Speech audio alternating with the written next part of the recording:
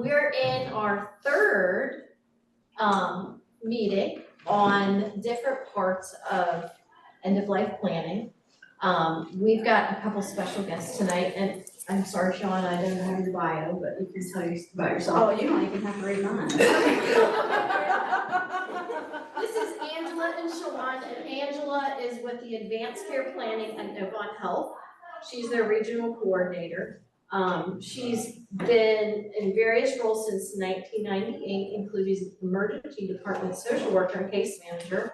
And since 2019, Angela's worked with Choices and Champions. So that's the group they're with. Helping people make informed decisions about their healthcare through meaningful conversations, which is kind of what we've been talking about all these weeks. And she's passionate about empowering people to ensure that their care reflects their values and their wishes, which is what we started with on week 1. And Sean, I don't have your bio, but That's okay. she can give a little bit about herself, and then I'm turning it over to them. Thank you. Thank you. My name is Sean Best, and I've been at Novant Health since 2004. 17 of those years have been in case management. I've been with Choices and Champions now for 3 years, since 2022. And a lot of what brings me to this department had a lot to do with family members and situations that I've dealt with outside of work. So yeah, thank you for having us. Yeah. Thank you. And as case managers, we've worked with many patients and families going through issues that probably should have been discussed before the crisis happened. And trying to help mediate some of those sensitive things. So, I want to go ahead and get started. Let's see. So the case for advanced care planning and the case for advanced directives. Not 80% of patients wish they have had a conversation with their provider about end-of-life care, but only 7% actually do. So there's really a discrepancy, and there has to be a push-pull, right? Sometimes providers aren't comfortable bringing it up. Sometimes our patients and people are not comfortable bringing it up. And so it just doesn't, the conversation never happens until a crisis occurs. So we're really trying to work both sides. We're trying to work with our community and our patients, and we're trying to work with our providers, giving them some tools and tricks to have these conversations on a routine basis, to normalize them. Advanced care planning is not just about the end of life. It really is about how you want to live. You know, our healthcare journey is as long as our life's journey. We didn't, you know, our 20-year-old self made different decisions than our 30-year-old self, 40-year-old self, 50-year-old self. I'm not quite in my 60s yet, but when I get there, I'm halfway there, over halfway there, a few more years and I'll be there. So we think about the decisions that you would have made when you're 20s. If someone had talked to you, like, what's important to you now? What are the activities you like to do? What is the 1 or 2 things that you can't imagine not being able to do? You know, and a 20-year-old, hey, I want my freedom. I'm trying to drive, I'm trying to go to school, I'm trying to get my career started. I couldn't imagine if something were to happen where I couldn't go play basketball with my friends. So think about those different times in your lives where you couldn't imagine not being able to do some things. So we want those conversations to happen. And that's really an advanced care planning conversation. About 65 to 75% of patients who had an advanced directive, the provider or the doctors were not even aware of it. And so that's another issue. So a lot of people go out and they get their forms done with an estate planner and an attorney, but they never have the conversation with their provider. Hey, I have a healthcare power of attorney. Hey, I have a living will. You know, do you need a copy of them? Do you need to see them? Do we need to discuss them? And the answer to that is yes, we need them. We need to have a copy of them to put in your chart, because if we don't have it and something happens, it does not exist until we have a copy of it in our hands. So we want to make sure that you're communicating what you want, and that you've put people in place that will communicate the things that you want for yourself. So one of the things I always like to get started to kind of wrap up our engagement are some little games. So we're going to play a game called Would You Rather. Would you rather be treated the way you want by making sure your healthcare decision maker knows what you want, or would you rather let your next of kin decide what is best for me? Giggles. I hear giggles. Would you rather? Which one do you lean towards? I want to decide. You want to decide, right? Yeah. All right, next question. Would you rather be free from pain or to be mentally aware? Mentally aware, how bad is that pain?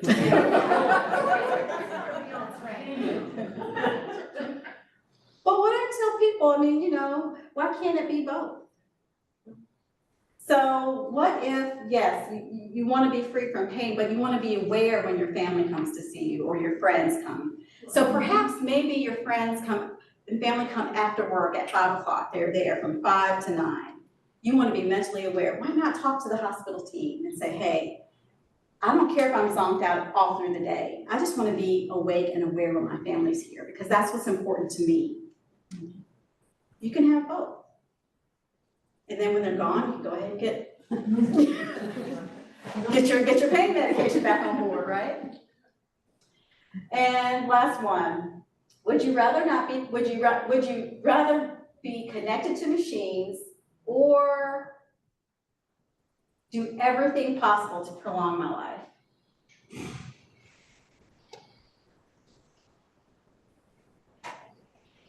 Just a question. When we were caught in a situation with his dad because he didn't want to be connected to machines, but he had one stroke, third stroke, third or fourth, and they did connect him at first, and they were told after 10, we had to make a decision in 10 days, Or you, that kind of thing. yeah. If they are trying to see if you're gonna pull through, yes, but if it's permanent, no. Life support looks different for everybody. People who are on dialysis, that's life support, because if they did not get life support, that dialysis treatment, they would not be here after a few weeks. Would that be okay? To just depend on a machine to kind of help, cleanse your body of toxins. So again, life support looks differently, and a lot of people go right to the ventilators. A lot of people go to, the feeding tubes and all the things that we can do. Yeah, we can do a lot of things, but that doesn't mean that we should all the time, especially if that's not what you want for yourself. So having conversations is very, very important. And I think sometimes those conversations are sometimes more important than the documents, like the healthcare power of attorney or living will. Okay, so now that I've gotten everybody thinking about themselves, what is advanced care planning? It is a repeatable process. Just like I said, your 20s, 30s, 40s, you're gonna probably be cycling through some of these same questions in every decade. And we do start the advanced care planning process when people are 18 years old. Because we really want people to start being empowered to make some healthcare decisions for themselves. It can involve the legal documents, the healthcare power of attorney and the living will. It can also involve the medical orders, like the MOST form or the do not resuscitate orders. But in the center, and the most important thing is to have conversations. Conversations with the people who might be making decisions for you, if you can't make them for yourself. Making sure that those people know what your wishes are, not their wishes. They should not push their values in their decision making onto you, and your providers, because there is a place in your medical chart where they can say, well, we had a conversation, and this is what's important to Ms. Smith. This is what's important, and this is currently how she lives. She's 80 years old. She still drives. She loves her son who lives next door. She has a little dog named Toto that she still walks. She loves to garden. No, she hasn't completed a healthcare power of attorney yet, but she plans to name her son. But that, just getting an idea of how people want to live and how they live and trying to find out what's important to them. And that's why those conversations are important. And to be documented by the providers and anyone else on your medical team. So a myth, my loved ones will know what I want when the time comes. I hear that all the time. My mother even said that. Oh, you know what to do. I've told them, they know what to do. She told us she didn't want CPR. She didn't want anybody on, breaking her ribs and doing that thing. She saw CPR in person with something she cared about. And she saw that the act of CPR is traumatic. It can cause a lot of trauma to the person watching it and the person actually receiving it. And so she said she didn't want that. And so I understood the why. And sometimes people need to understand, well, why would you make that decision? Well, because I saw it and I saw what happened to that person and they didn't live, and that's not what I want. I don't want my last moments to be like that. So when it came time that we had to make some decisions, we knew she didn't want CPR, but there were other decisions that needed to be made that we had not talked about. Even though I kind of knew how my mother was, she didn't like needles, so she didn't want to be poked and prodded. She always said that she just wanted to go to sleep and not wake up. That's kind of what her ideal death would look like. And we got it close to right. We got it close to right. But don't count on your family always knowing what you would want. So another conversation card or question. So this game or this workbook, I got this card from a workbook called Hearts to Heart. And I like this workbook because it not only kind of gives you a scenario, it gives you all the other things that you might need to consider that people don't think about when they're healthy, right? They always think about it after a medical crisis happens. So if you have a stroke and you don't know and don't know who I am, how aggressive do you want your treatments to be? Should you treat a urinary tract infection or pneumonia? Should you get a feeding tube if you have trouble swallowing? You may need to live in a nursing home at this point. Is that okay? Perhaps your family's unable to provide the care you need in the home. Which nursing home would you choose? Would you be willing to go to an adult daycare center if needed? Or would you be okay with receiving help in the home and allow somebody to allow someone in your home to stay there with you? A lot of times these questions don't come about until after a crisis happens, and the discharge planners, case management, we come knocking at the door and we're trying to give you options and trying to give you resources. But even with some of these scenarios, adult daycare centers, that's money. Do you have the funds? Even assisted living, have you planned? Did you plan for that? My father planned to live in his home until the day he died. And somebody promised him that he could do that. All I'm gonna say is do not make promises you cannot keep. Because the someone who made him a promise was not me. And he divorced the one who did make the promise. And my dad didn't want people in the home. He wanted my mother to take care of him. He had early signs of dementia. He didn't want a male coming in his home to take care of him. He didn't want a female coming in the home to take care of him. So you have to think about those things. We didn't really have the funds, but we had the family that was willing to do it. And when I say family, that was me and my mom. Mm-hmm. Yeah. And my sister. But my dad had early stages of dementia. My sister was not his favorite person. Sometimes he knew who she was, and sometimes he didn't. And on the days he did know who she was, they would fuss. And me and my mom would laugh while we were doing all the work. And they lived 2 hours away. So me getting there, working, and having my own family, we have to understand The whole this sandwich type of things. It's a lot of things. Yeah. Well, my father had dementia too, and he was an escape artist. So we tried. Dr. Parks' mom. So we tried adult daycare. It was a secure center, you know, with the wander guard and doors locked. Well, they have a nice little outdoor area where people can kind of go outside, and they have a nice fence that my father politely climbed over, got missing, had it on camera. Can you imagine a 70-plus-year-old man climbing a chain link fence? Tried having somebody in the home, and that worked for a while.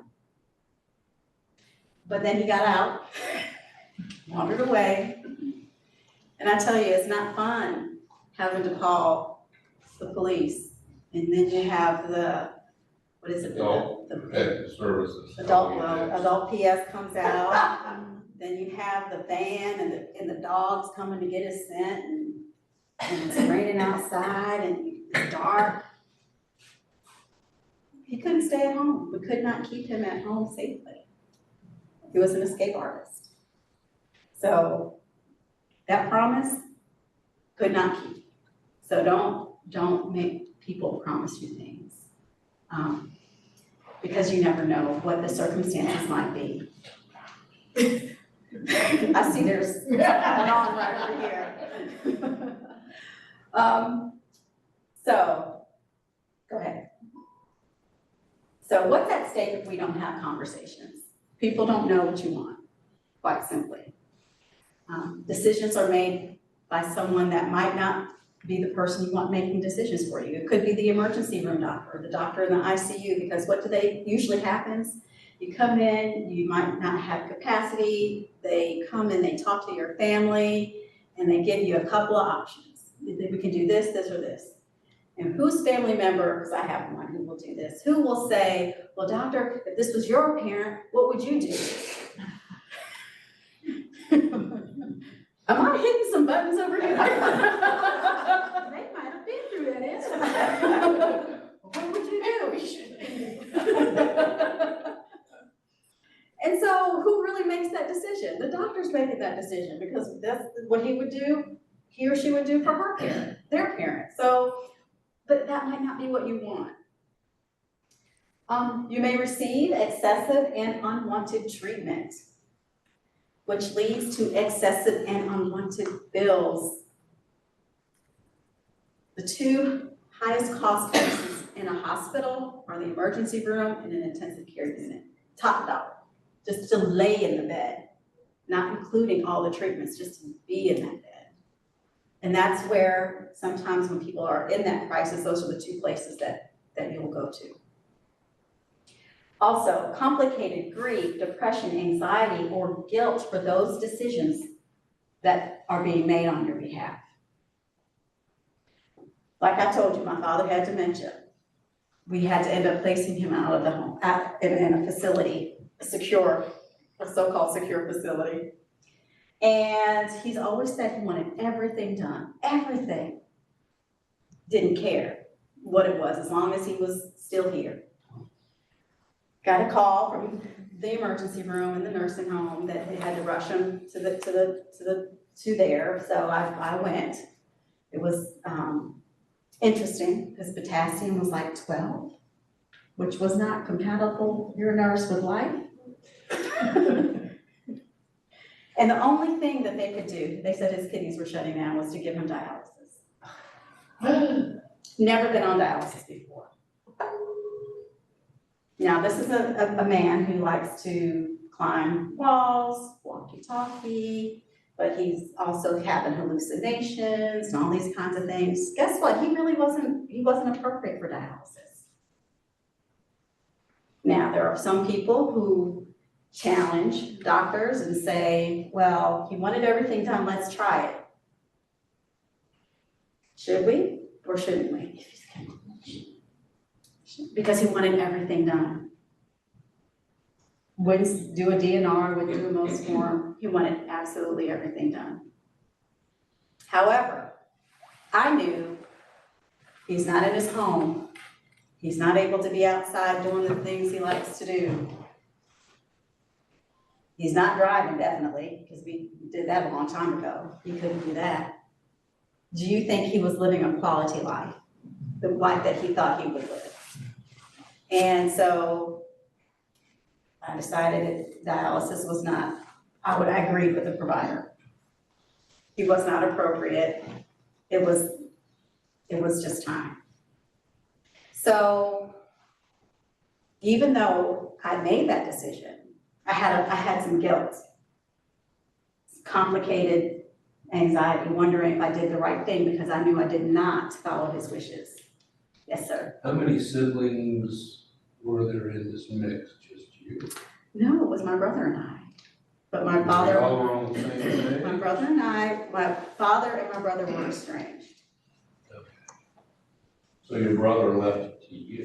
Yes, Oh, house with because he's in California. Mhm. So no, yeah. So I was it. I was the person who had to make that decision. So we let things happen naturally. Got him on hospice, got him on a hospice bed at Matthews, and he received great care for 3 days. That's okay. But I still wonder, did I do the right thing? It's been 10, 11 years. And you kind of wonder. I know I did. I know I did think in my head, but at the same time, it's like, did I really honor his wishes? So we don't want people to feel, we don't want our loved ones, people that we depend on, to have these feelings if they make decisions, because every treatment has consequences, whether it's unintended or intended. Okay, sometimes you have unintended consequences, and people are like, well, mom said that she never wanted to, leave her home, or dad said this or that, and now this is happening. What did I do? Did I make the right decision? So we want people to feel secure that they know you well enough to know what decisions you would make for yourself, and that you've had a conversation with them. So, one of the things North Carolina has is a decision-making order. So if you as the patient do not have capacity, and you do not have a legal document like a healthcare power of attorney, the state of North Carolina says we have to go in this order. First, it would be your legal spouse. North Carolina does not recognize common law marriage, and if you are legally separated, you are legally married. The requirement is that you have to be legally separated for a year 12 months. before you can legally get divorced. Yeah. So yes, if you are legally separated, you are still legally married in the state of North Carolina. And we have people who do not believe in divorce and are okay living in separate households, creating their own separate families, but still legally married. And guess what? We have to call that legal spouse. Whoa. We have to have due diligence and try to contact that legal spouse. It happens. Yes. Yes. If you don't have a legal spouse, then it's your parents and adult children. A lot of people think it's either or. Maybe your children come before your parents, but no, in North Carolina, everybody has to come together and make a decision, and the majority rules. So if you've got 2 parents living, 3 adult children, 3 out of the 5 have to agree on a course of action. See how conflict can kind of begin? Let me explain majority of those who are reasonably available. So taking the same scenario, maybe perhaps one of your parents has dementia. They can't make decisions for themselves. They can't make decisions for you. Perhaps one of your adult children is serving in our military and is overseas. That child is not available. We can't just call that child up and say, hey, can you, talk to me for about 15 minutes about your, loved one or whatever. So the 3 left, the 1 parent and the 2 other children that are available would be making decisions, and the majority would rule. If we can't find parents or adult children, then it's all your brothers and sisters get to come together, do the same thing. They get to make decisions. And we've had sibling groups, double digits, some upwards to 20. That's a lot of people to try to get together and try to be on the same page, get the majority to be on the same page, because everybody, you know, has different opinions, right? My mom was one of 11, and they all talk at the same time. So it's not real easy. I do know this about families, that there are some people you trust with certain things, and other people you have to give them a totally different assignment, right? We only want to talk to the people you trust. We want to talk to the people that you have confidence in, that would make the decisions that you would make for yourself, and that they would follow your instructions in any documents or any conversations that you have. Angela, Yes? what if you have no living parents, no spouse, and no adult children? So we go to the friends category. So friends are, I'm sorry. I this- can't see that, I would have known Yeah, that. it is on the back table. There, you do have all this material to go home with. So friends are your other relatives, aunts, uncles, cousins, nieces, nephews, grandchildren. Those are friends. Your significant other that you've been living with for 15 years and never decided to get married, that's a friend. Friends are also friends you might have grown up with that you still are very close to. And they would know what your wishes and preferences are. So we would request that you name a friend in a healthcare power of attorney. And the healthcare power of attorney is very empowering, because you get to tell us who you want us to talk to. We don't have to, if you get a legal document in place, we don't have to go to 3, 4, or get to 5, because you've already made the decision. And we know who to call, because that's who you told us to call in your document. Yes, sir. If you've given someone general and complete power of attorney in North Carolina, Mhm. and you have a living will, do you also need a healthcare power of attorney? It depends on what's in the durable power of attorney, because some durable power of attorneys actually have a phrase that this also includes my healthcare decisions. Now, most durable power of attorneys, I see, can work with my healthcare agent to arrange any healthcare needs. That's different. So it needs to be really clear in the durable power of attorney that the agent can actually also make healthcare decisions. I would always suggest a living will. Just to, Yeah, if you have general power of attorney and a living will, you're saying you also need the healthcare power of attorney.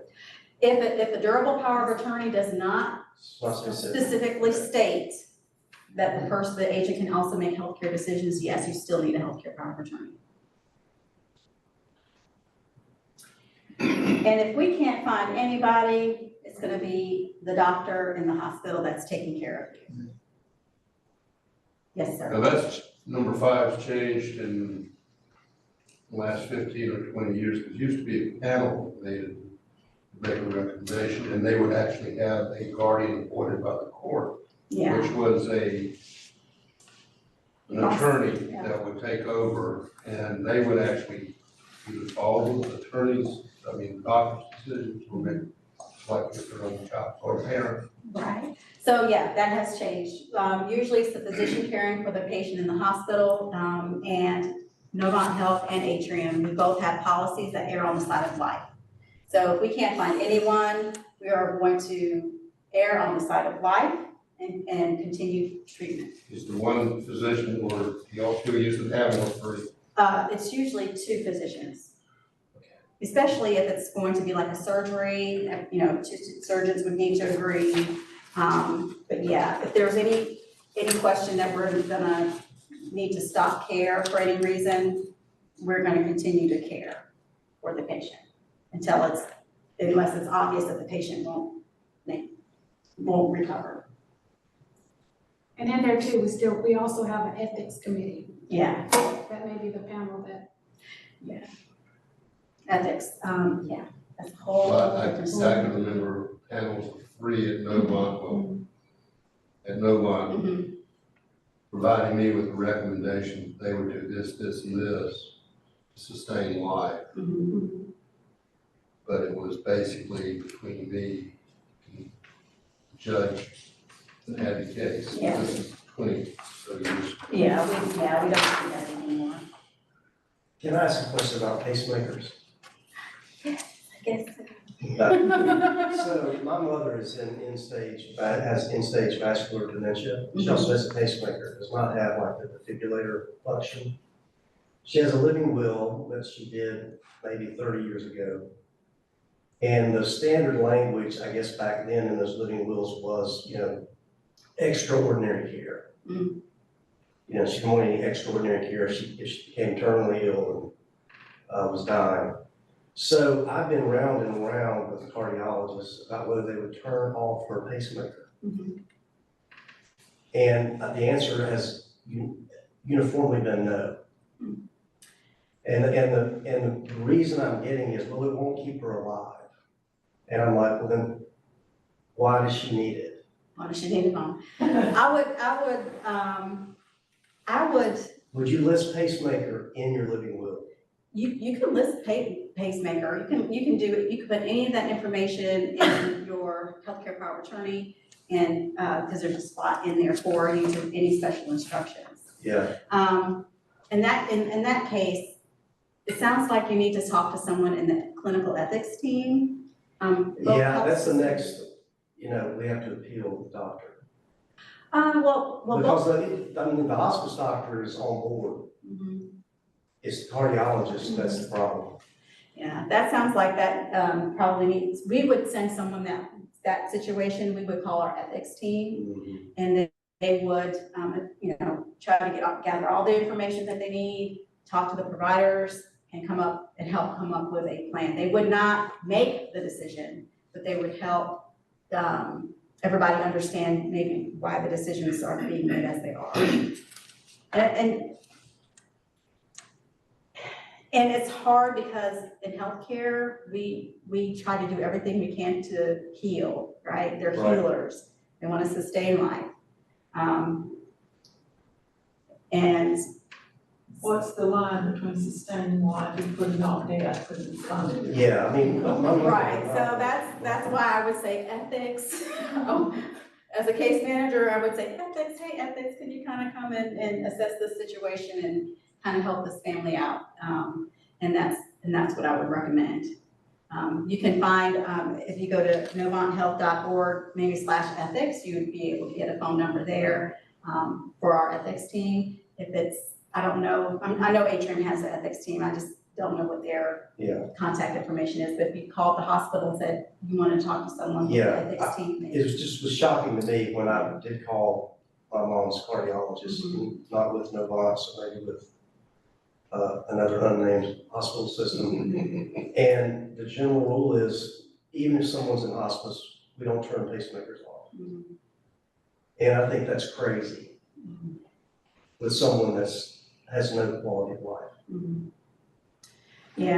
I don't know all the in and outs of Anyway, the that's working pacemaker, and hospice is very interesting, separate service, but yeah, you would hope that the doctors would agree.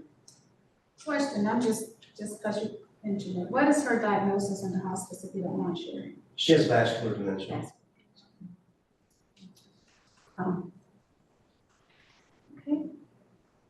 Yeah, I mean, it's, I can give you my opinion, I'm not a nurse, I just do a lot of information with the heart clinics.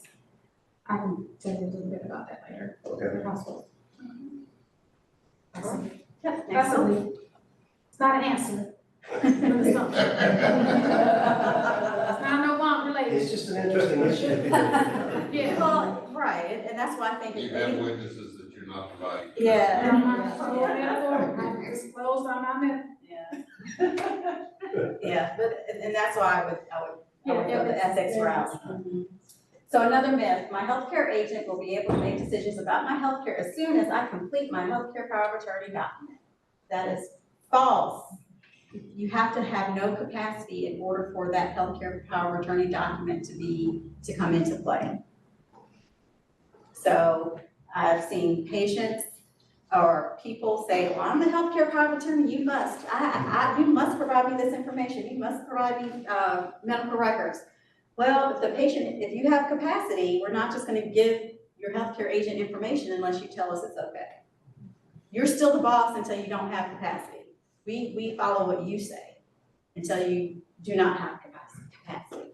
What determines you don't have capacity? Well, number one, the doctor or the physician treating the person has to state that they have no capacity.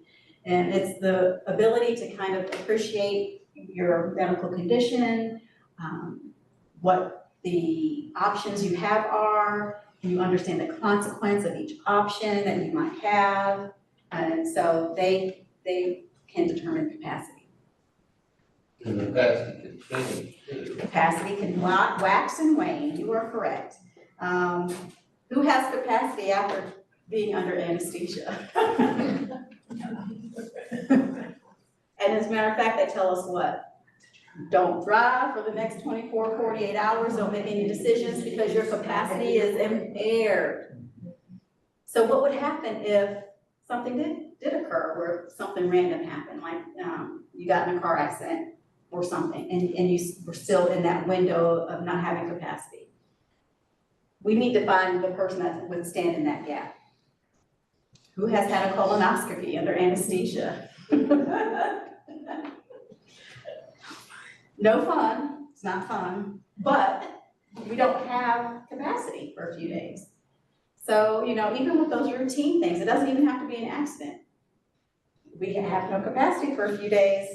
Make sure you have someone you trust beside you just in case anything happens, to help make decisions for you until you regain capacity. Even somebody with dementia can have capacity that wax and wanes. So just because a person has dementia doesn't mean that they can't make decisions. Especially with people with mild dementia, and they may have sundowners, and they're really good during the day, they're on point, on target, and, but at night you can forget it. So even people with dementia can have capacity that waxes and wanes. You have the healthcare power of attorney and other documents. Does my chart, the Novant, I think that's what it's called. Mm-hmm. Do you have the capacity to load it into your account from wherever you are? Absolutely. Whatever computer you're on. Yeah. Yep. There is. Because I just had a light bulb that maybe having it both at Atrium and Absolutely. Novant was there. Absolutely. So yes, there's a place in my chart. If you go to the home page and you click the little hamburger at the left-hand corner, and if you scroll down, you'll see Advanced Care Planning tab. And then you'll see a place that says upload your document. And you can click that and you can upload it here. If you can't load it as one complete document, just take a copy of it to your next doctor's appointment and they can scan it in as well. So we have a couple of different ways you can make that happen. And Atrium and Novant can see if you allow access, right? We cannot see these documents. You can't, not advanced directives. No, yes, I know. That's what. We can see all your clinical Everything else, information. not. We can see all the Everything clinical else. stuff, but we Okay. can't see your documents. And yeah, apparently there's some button that needs to be pushed and we've been asking, well, why can't you just push the button? If that's simple, why can't you just push the button? But they won't push the button, so yeah. It It took just, y'all years to push the button so that both sides can read the same prescription. that's true. It's true, very, very true. Yeah, but it's very frustrating even for us. So in the back, we do have copies of the healthcare power of attorney. If you'd like to take one or two home with you. It has a place for you to name at least 2 people as a healthcare agent, the person you would like to make decisions for you if you cannot. We always recommend 2. at least 2. Because if the first person isn't available, we know who to call next. If you have a whole bunch of children, please don't put all your children there because you don't want to hurt anybody's feelings. It's not about their feelings. It's about what you want, and we know our children and we know the people who are around us. We just want the people that you trust. Now, you might trust all your children, but you might need to give other people other assignments. There's nothing wrong with that. Special instructions. Special instructions areas for you to put down anything that we need to know. For example, the pacemaker. If I come into a place where I'm, cognitively impaired, please turn off the pacemaker, something like that. We also have people that have cultural and religious beliefs that surround medical treatments. Everything from, whether you can or cannot accept blood, whether you can or cannot withdraw tube feedings, whether you can or whether you take pain medications. So these things that we find, we found some of those things by happenstance because of circumstances, but if our healthcare team knew in the beginning that you had these certain preferences for treatment or no treatment, it would help the healthcare team as well. For example, we had a patient that was had tube feedings, and in his religion or culture,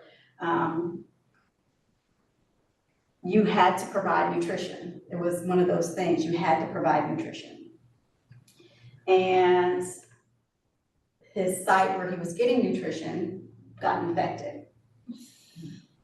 Well, if you withdrew the tube feeding, if the family allowed us to remove the feeding tube and he died, it would be considered murder in their religion. So it was a pretty serious offense. So we left the tube in and he died of an infection.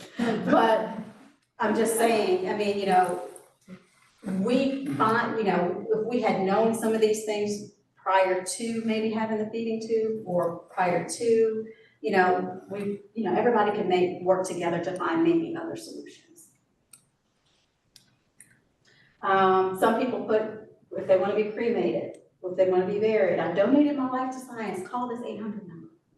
So this is for anything that we would need to know to either take care of you better, to make sure that we're being respectful of any beliefs that you have. So yeah, and some people don't put anything there, but it's really up to you. And if we ever have questions about the special instructions, we would always ask the people that you named because they would have more information. That's why you put them there, so we could, get clarification if we needed it. And the last decision you would have to make is if you would want to be an organ donor. Okay? I have a question. If a healthcare power of attorney or a living will is done as a part of a full will thing, A whole estate plan. a whole estate plan in another state, is it still valid? Yes, it can, yes. So there aren't specifics in North Carolina that if it doesn't say it this way, it's invalid. Like if it's right, as long as it was executed or done by the state and met the state statutes where it was completed, it'll be followed. We accept out of state advanced directives. Other states accept our advanced directive. Thank you. Yes, ma'am. When you mentioned organ donation, is there an upper limit to the age for organ donation? Because my people don't leave them there in their 90s. I don't know if that goes as far but they can have them if they want them. I don't know how they make those decisions. Life Share comes in and they kind of will review the chart and they would make a decision. So if you want, hey, I don't know. Georgia, that live on good. Is a pacemaker considered extending life? I don't know. I'm not so that's a good question. I've asked that question. And they say no? I even asked the cardiologist, I said, what if my mother said, she got a pacemaker put in, and then she came to him and said, you know what, I've changed my mind about this pacemaker. I want you to turn it off. Would you turn it off? He said, no. Wow. I think I would have another cardiologist. Yeah. He's So, you know, Interesting. people should think about It does. it. I don't know if you have young drivers in your world. Going back to the organ donation real quick. Ask your young people who are driving, when they went to the DMV to get their license, did they elect to be organ donors?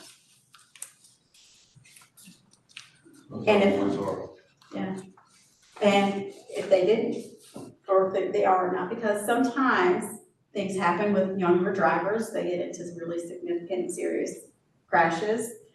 And there are times when a young adult and it has elected to be an organ donor with the DMV, and that puts you on the state organ donation list. And so families may not know they're an organ donor, and then we have sometimes conflict about whether or not the organs can be harvested for use to help save other people's lives. So just ask. So would they end someone's life sooner because they want to harvest that? Oh, absolutely not. Okay. I know that, I hear that all the time, I hear that a lot, but no. Even I tell people, even with like brain death, people will say, you see it on TV and they just turn off the machines. That's just not how that works. There's a whole process over a course of days that has to take place. Different tests have to be repeated several times before that determination is made. So it's never anything immediate that they're just gonna come in and say, this is it, and then you have to cut off machines. So no. I was gonna say, if anything, sometimes the body is kept alive The body would be longer kept, yeah. till the harvesting team can get there, because there's like it's a whole protocol for that. Yeah, but yeah, we've had, parents come and say, my child wouldn't have done that because we don't believe in organ donation in our family, so we're not gonna approve, we're not gonna let you do X, Y, and Z. So, we just wanna make sure that everybody is aware, even with organ donation, that's an advanced care planning conversation that we need to have with our young people. So they understand what it means, because I don't know if the DMV explains to them what that means. No, they don't. I didn't think they did, because I didn't get that conversation, they just asked if you want to be organ donor. Would you be listening at 16 if you just got total free? Right. Some do and some, you just never know. So if you have any young people in your life that are younger or young drivers, ask them. That's a great conversation to have. Well, what made you decide not to be, or what made you decide to be? Okay, 10 minutes. All right. Another myth, if I complete a living will and something happens to me, they will not try to save me. That is false. So if we can go to the next one. So the living will outlines 3 circumstances in which you could tell us you do not want life prolonging measures. The first is if you have a condition that can't be cured. I think about people who may have had COPD. Let's pick COPD. And it has stages. You have your beginnings, and then you get to the end of stage. You've been treating, but you're still going along the stages, and there's no other, now we're at the end stage, and there's no more treatment that can be had to help be cured. The second circumstance is if you become unconscious and they believe that you will never regain consciousness. I think of people, maybe you've heard persistent vegetative state, or that if you suffer from advanced dementia and there's there's no cure for that, but they don't believe that you would get better. So those are the only 3 circumstances in which a living will comes into play. You don't have capacity, and one of these situations would occur. You would initial 1, 2, or all 3 of those boxes if you wanted to, and if you don't want to complete the living will at all, you would just initial at the top and strike a line through the page. The second decision you have to make is if you want, even though you don't want life prolonging measures, you still want tube feedings. It's just a personal preference. Some people have very strong opinions about whether you should have it or whether you don't. It's truly a preference unless it's that religion that requires you to have 2 feedings, I don't know. And the last decision you would make is if you want us to follow the living will as it's written, or if you would let your healthcare agents make some different decisions than you have made. Because a lot of people ask me, why would we, if I'm gonna fill out this form, I want you to follow it. Why would I want someone else to change? Well, a lot of times, nothing is going on. Like, none of these 3 things would be going on right now. And maybe you do get a disease that has stages in it. Maybe that's gonna be 20 years from now. Well, in 20 years from now, medicine could have changed. You might want your healthcare agents to make some different decisions based on the here and now instead of 20 years ago kind of decisions. So that's kind of how I explain that. But if, so going back to the myth on the other slide, just like with COVID came, people had a living will, they didn't want some of these life belonging measures, but we treated them. We gave them all the treatment that they needed. And that was, we were capable of doing at the time with a disease that we really didn't know or understand a lot about. But we put people on ventilators who had a living will. We were able to get some of them off, and other people unfortunately did not survive the disease. So we are going to treat for anything that comes in, for any issues that you have, unless one of these circumstances come into place. And let's see, you have to go to an attorney's office to complete an advance directive, which is a healthcare power of attorney and living will. No, we can help you complete those. You can get them, the forms from the North Carolina Secretary of State. We have forms here if you'd like to take some forms home just to kind of for your review. But you do not have to go to an attorney's office to get a healthcare power of attorney or living will completed. And the last thing you have to do with the advance directive to make it legal is you have to sign it in front of a notary and 2 people who are not related to you, 2 witnesses. And once you complete your advance directive, you can't make changes. That is false. You can always update your advance directive as many times as you need to. You can sign one tonight and change your mind tomorrow, and we would revoke. We would revoke it, and that way you would have no advance directive, but hopefully that means you would be filling out another one. We have had that circumstance before. Some people get so excited that we're here, we have notaries and we can complete your document, but you haven't talked to anybody about who you were going to name in there. And so one lady, she completed her document and named her daughter. She went home, had a conversation with her daughter. She called us back the next day and said, my daughter said she was going to keep me alive no matter what, and that's not what I want. I said, well, it sounds like we need to revoke the one you did yesterday, and you need to find somebody, talk to somebody else. And she did call back, and she named her sister as her healthcare agent. But you can revoke it in writing or verbally. So that's how we would handle that. Questions?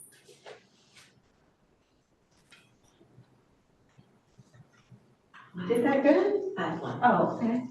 General, of maybe people are thinking about this. What do you do if you don't exactly know what you want? Like what could you use to help determine how to make those decisions if you're not sure? So my rule of thumb is to think about some of the conditions that run in your family. For example, my mother, on my mother's side of the family, they had a history of sudden cardiac death with undiagnosed heart problems. My mother had open heart surgery in her 50s. I was concerned about that because, I'm in my mid-50s. And I'm like, I don't want to have open heart surgery. I talked to my doctor about it, and he sent me to preventive cardiology. So, they did the scans. I got some carotid gunk in there, but I'm okay. But that he said, as young as I am, I shouldn't have any gunk up in my carotid. But that tells me that, okay, well, maybe I need to do something about it. So have a conversation with your doctor. Both of my parents had dementia, mixed dementias at that.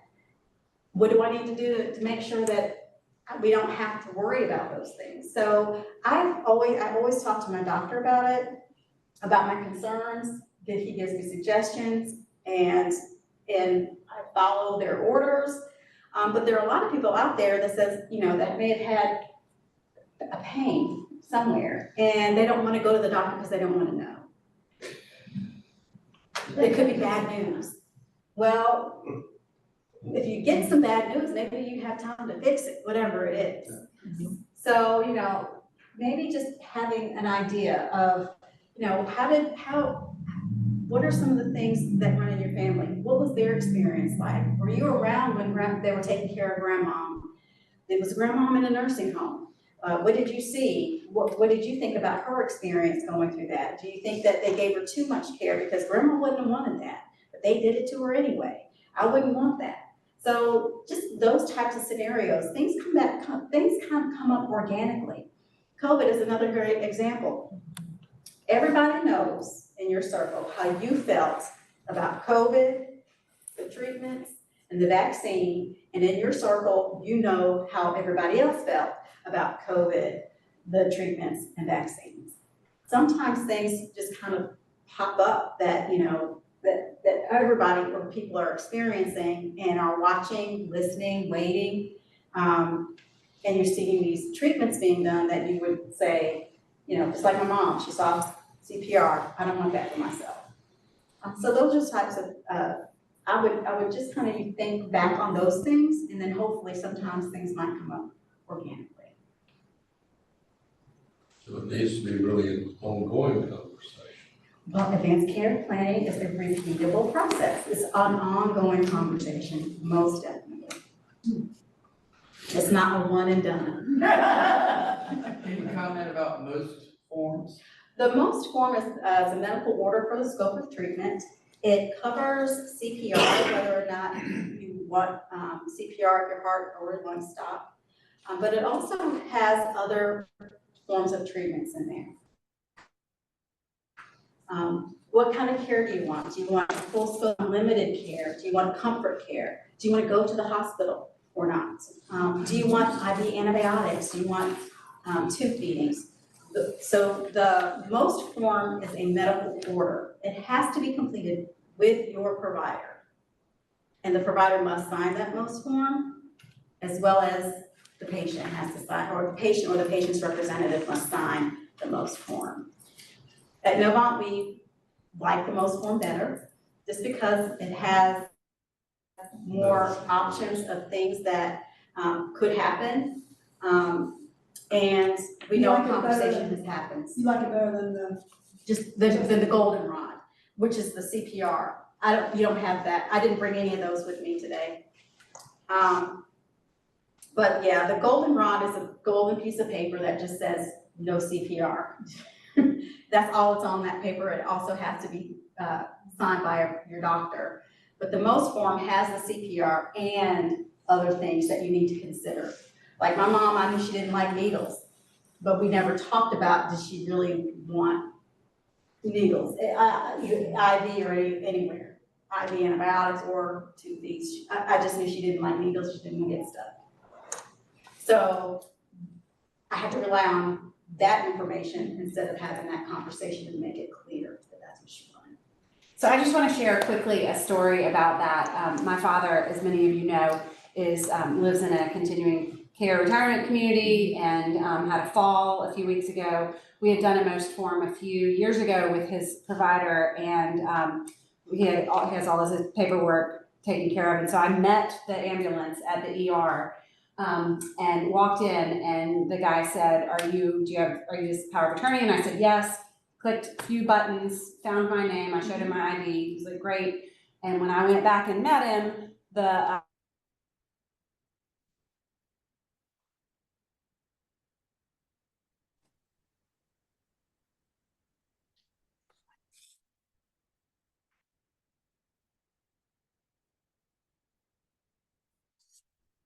and so I was able to be there, and I didn't have to jump through any hoops. Immediately, they were asking me, can we do this? Can we do that? And I was able to tell them what he could answer and what I would answer. And it just, like, it was such a beautiful experience for me in that way, with all that stress about Absolutely. driving up and being at the hospital and not knowing what I was gonna find. And so I just can't say enough about getting every single thing put in that you can. Yeah. Because it's, as we all know, I mean, most everyone here has probably been with a loved one in the hospital, and it's terrifying, and your brain sort of shorts out. It sure does. And I can send you a sample by email of the most form that you can share. It has samples all over it, because unfortunately, we've got people out there that might like to change people's documents. And does everyone honor the most form? Like, is it honored, like who? It won't be honored if you are out of state, Okay. because it's North Carolina form. It is a North Carolina form. We're working on a national form for all of us to have the same form, but it will not be honored out of state. South Carolina will honor our most form. And their form for South Carolina is the post. What's that? The form for South Carolina is the post. It's called It's post. called post. Yeah, Can you spell that? POST, physician orders. It's over. There you go. And it's reciprocal, North and South Carolina, no, they'll honor ours, but we don't honor theirs. Correct. Right. Good to know. And always on the specific But like- paper. Yeah. So here in South Carolina, you're gonna fill out a post, not a vote. South Carolina is a post. Yes, North Carolina is the most. One is Yeah. medical school and one You need to is. pull those up online, You can definitely pull up the South Carolina Post online and print it out, and you can go get it signed by some doctor in South Carolina if you wanted to. They will honor that. But in North Carolina, you have to have a particular color paper. It's called Pulsar Pink. It has to be on the most form, the most Most form forms it has to be on paper. And how do we get that form? through your provider.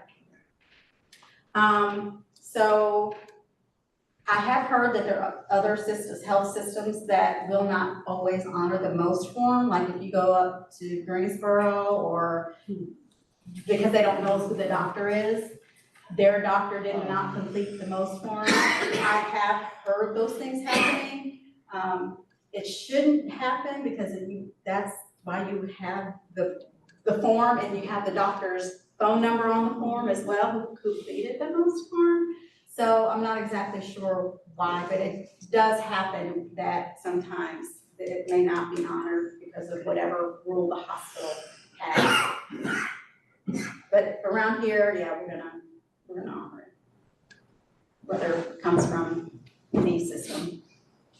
I had a tricky situation with the most form with my mom, who lived with a terminal condition and had a most form filled out, but then she fell and broke her hip and needed hip surgery.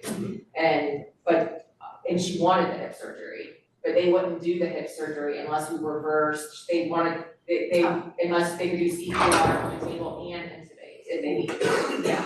And so then it got real tricky. It's tricky, surgeries are tricky with a most form and a DNR because Yeah. we're actually putting you to sleep and we're actually sometimes stopping hearts and stopping your respirations and we're keeping you alive. Surgeons are very, very, how did I? Nice. I know what you mean. Surgeons are there to do surgery. Right. And they wanna make sure that that person comes off their table alive. They're not going to honor a most or a DNR form that the person has. The issue, I think, is making sure that after the patient recovers, making sure that the form Goes is back to the reinstated, yes, yeah. So if they've broken their hip and they're in a lot of pain or whatever, are you able to reverse it so they can have the surgery, or is that gonna be more detrimental to have that form? We had to reverse We it, had but to she reverse couldn't it. understand it. We had to reverse it and not tell her. My dad had to. It was a big thing. It was easier said than done. Yeah. Surgeons. Yeah, it was complicated. It's tricky. This guy right here. Is he a surgeon? God's juniors. I love my surgeons, but they want to make sure. That's We okay. We love them, what would we do without them? It's okay. It is Because we are. Yeah. They want their patients and, you know, and I have heard like there's also like a time frame sometimes from surgery to recovery. They want that patient to have an opportunity to kind of get back to where they are before they put those orders back in place. So I get it, but it just makes it a paper logistic nightmare, that's all. So I've given you some free conversation resources. The first 3 at the top are free. Free. You can get them online, print them out, do what you need to do. They're free. The other 3 on the bottom are not free. So the Heart to Heart's Workbook is about $25, and then the Death Deck and the Hello Game, those decks of cards, I think the Hello Game is like $5 a deck. I don't remember what the deck cost. I think it was $25. If that's not in our supplies, we need to take a picture of that. I have the deck. She has I the have slide this deck. whole deck that I can share with anybody Yeah, and I'm that going wants to, it. You just need to let me know. Yeah, and I'm going to also send, a sample most form, so people can see. And the conversation project, the conversation guide is what we gave out in the very first night. We used that conversation. Oh, yeah, They're fantastic. And this is how you reach us if you need us to assist. If you have any questions after tonight, we'll be more than happy to answer any questions, help arrange notary if you can't find a notary. If you need us to, just give us a call if you have any questions or need assistance. And again, we do have copies of the advanced directive and a copy of our advanced care planning toolkit in the back if you want to get one prior to leaving. And we do have a notary And on we do. site if you decide that you want to do that tonight. That's true. We also have a notary on campus, but you'd have to arrange that to come in and have the documents ready. And as they explained to me, they can't educate and notarize by the same, so that's why there's. We usually come in pairs. They come in pairs, to educate and notarize. Just in case. Just in case. Thank y'all so much. And